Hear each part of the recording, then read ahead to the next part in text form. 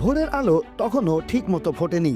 শহরের মানুষ যখন ধীরে ধীরে কাজে বের হওয়ার প্রস্তুতি নিচ্ছেন, তখন রনি নামের এক তরুণ রিক্সা চালক রাস্তায় নেমেছিল জীবিকার তাগিদে। প্রতিদিনের মতোই সে যাত্রী তুলেছিল, কিছু টাকা আয় করে পরিবারের মুখে দুবেলা খাবার তুলে দেওয়ার আশায়।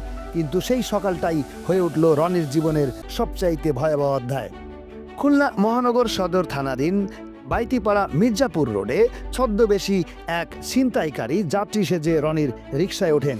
গন্তব্যের দিকে যেতে যেতে হঠাৎ পেছন থেকে রনির মাথায় সজোরে হাতুড়ি দিয়ে আঘাত করে। মুহূর্তেই মাটিতে লুটিয়ে পড়ে রনি। রক্তাক্ত শরীর ফেলে রেখে ছিনতাইকারী পালিয়ে যায় রিকশাটি নিয়ে, যেটাই ছিল রনির জীবনের একমাত্র সম্বল।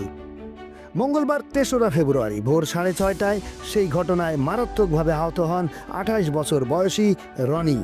তিনি খালিশপুর থানাধীন আলমনগর এলাকায় আফসার আলীর ছেলে।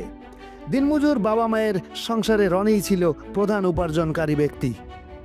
একটি রিক্সা যার দাম হয়তো কয়েক হাজার টাকা, কিন্তু সেই রিক্সাটি ছিল রনির স্বপ্ন, ভবিষ্যৎ আর পরিবারের বেঁচে থাকার ভরসা।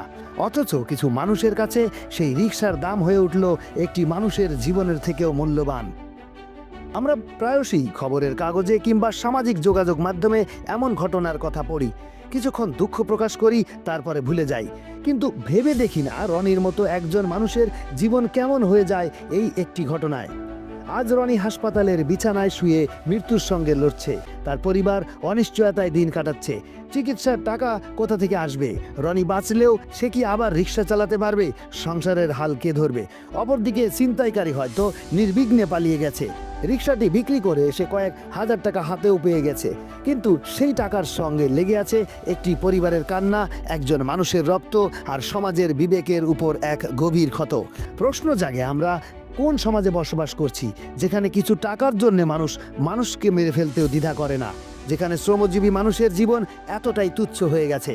রনির ঘটনাটি শুধু একটি ছিনতাই নয়, এটি আমাদের সমাজের নির্মম বাস্তবতার প্রতিচ্ছবি।